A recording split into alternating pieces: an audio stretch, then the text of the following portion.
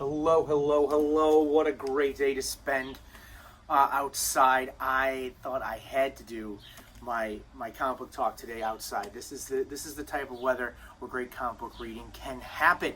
It's not just in your basement. It can be outside. Share. Let people see you reading these comic books. Be proud. Today I want to talk about two comics that I guess I would put in the category of summer blockbuster, right? We always wait for the summer for those big movies that full of action and adventure and color and excitement. Maybe not the most intellectually stimulating, but still exciting and fun. So today I want to bring your attention to two such comics. The first is a comic called Crisis on Infinite Earths. This is by Marv Wolfman and the great George Perez, probably one of the greatest comic book artists of all time. If you are a fan of the CW, DC shows, whether it be Supergirl or Arrow or all the rest, you will know they've been playing around with this idea of crisis, and that's exactly what this story is. This is a blow-your-brains comic extravaganza of ridiculousness. This was a comic that was published in the 80s after DC realized that their comic stories were so convoluted, so crazy. The fact that there was a super horse and Superman in one issue ate kryptonite, and they thought, oh boy, this is ridiculous. We gotta rein this in, and so they tightened everything up. But to do that, they had to say goodbye to the old DC universe and hello to the new. That's what this is all about. This is the Crisis on Infinite Earths. It destroys that old universe in a very sad, very poignant, but a very exciting way too. George Perez does the artwork here, and there is no single comic book artist, I think, that does these big kind of stories better than George Perez. I'm trying to find a great example of his artwork here for you. I mean, these big bombastic pages full of color and superhero gaudiness. He is the best.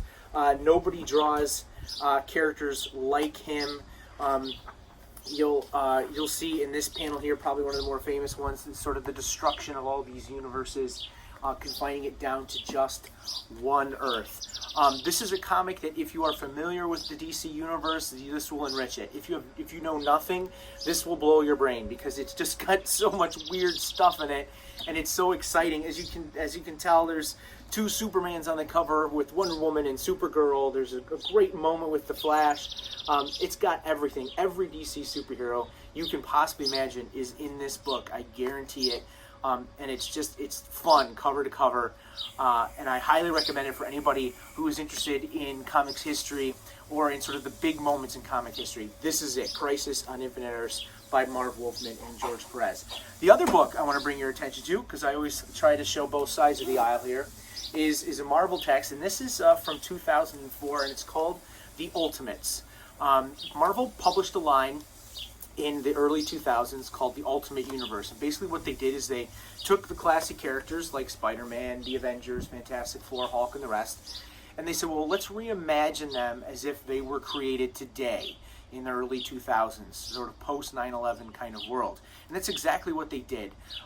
Spider-Man just became Ultimate Spider-Man, Fantastic Four became Ultimate Fantastic Four, Ultimate X-Men. They decided that the Avengers somehow didn't have mass appeal, and so they decided to call it the Ultimates as opposed to the Avengers. And the amazing thing about this book is that this imagines kind of what Hollywood might do with the Avengers.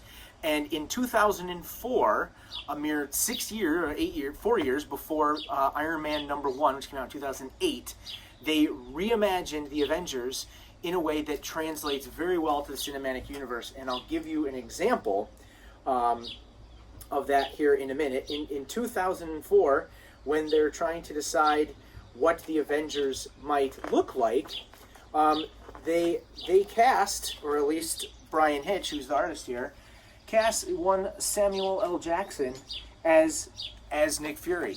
So here's the case where comic creators were thinking ahead and coming up with some pretty cool ideas that eventually translated into the film. The other kind of cool thing in this collection, and this is sort of their large collection of the first 12 issues, is if you open to the first page, the introduction is by one Mr. Joss Whedon.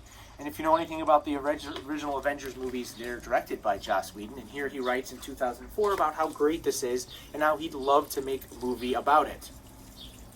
He did. Anyway, it's not my favorite story of all time, but it's really interesting to see what somebody might envision the Avengers to be if they were kind of created in the 90s or the late or the early thousands as opposed to the 1960s. The art is fantastic. Brian Hitch really pulls out all the plugs. He makes you really feel like you are in New York City and seeing some action by the Avengers. It's got big craziness too. Here's not just one helicarrier, but a whole bunch of them, as rendered by Brian Hitch. There is just some really powerful stuff here that you will enjoy. It's big. It's, like I said, bombastic. It's full of action. This is Marvel's The Ultimates. Check it out. I'm sure you will enjoy it, like I'm going to.